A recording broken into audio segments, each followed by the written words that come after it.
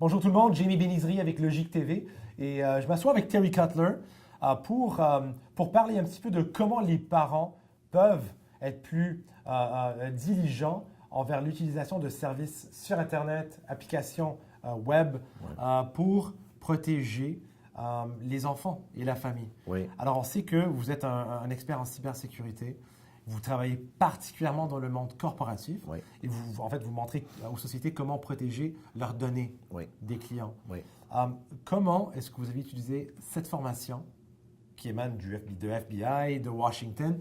Comment est-ce que vous l'avez utilisée pour le monde de la famille, en fait? Oui.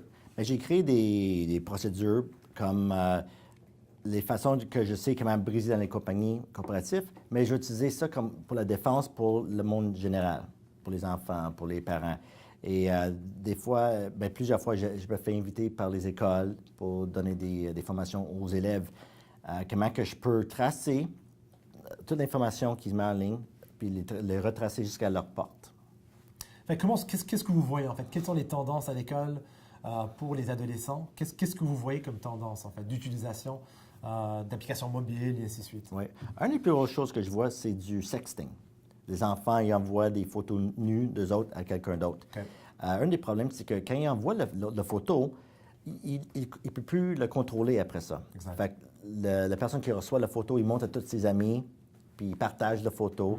Puis une fois, quand il devient plus âgé, puis une job, les photos peuvent revenir, ressortir, puis les rendre en trouble. Mais l'autre affaire, c'est que quand ils envoient le sexting avec les élèves en 5e année ou 6e année, c'est du child pornography. Exact. Les enfants sont en dessous de l'âge de 13 ans et la police peut se rendre impliquée dans le dossier. Et en fait, en tant que hacker éthique, est-ce que vous êtes appelé en fait, à rentrer pour rendre plus sécuritaire ces scénarios?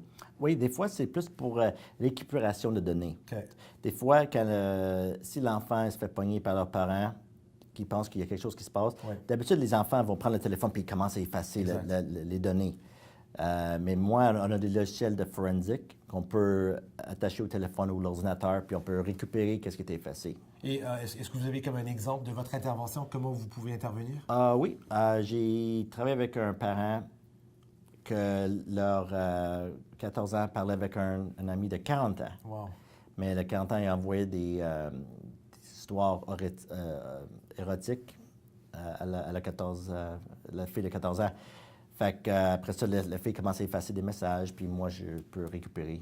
Pour les fins d'enquête de police, en fait? Exactement. Fait que je peux redonner ça aux policiers. Puis... Terry, qu'est-ce que les parents peuvent faire pour mieux protéger leur enfant vis-à-vis, en fait, de leur empreinte digitale sur Internet? Ça devient de plus en plus dur pour les parents, parce que c'est pas comme nous quand on était plus jeunes. Si on regardait quelque chose sur la télévision, puis les parents n'aimaient pas ça, ils rentrent dans la chambre, ils changent le poste, puis on ne peut plus le voir.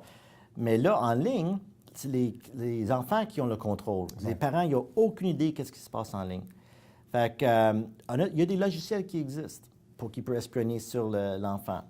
Mais ça devient touchy un peu parce que le parent ne veut pas être trop intrusif dans la vie du personnel de leur enfant, mais il y a des signes qu'ils peuvent voir aussi. Hein? Fait que si les enfants font du cyberbullying ou du sexting, puis il y a quelque chose qui arrive, des fois, le parent peut voir juste dans leur attitude, en fait. Exactement. Il peut voir, il peut les parler à l'enfant, puis l'enfant commence à cacher le téléphone ou il ne parle plus. Exact. Il y a des behaviors qui changent. Exact.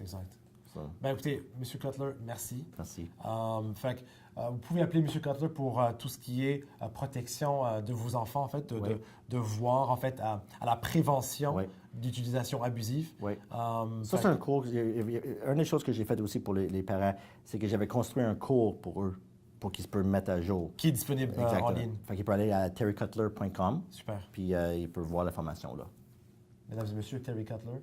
Je vous invite à lui suivre sur les médias sociaux. Super intéressant et suivre son cours. Merci beaucoup.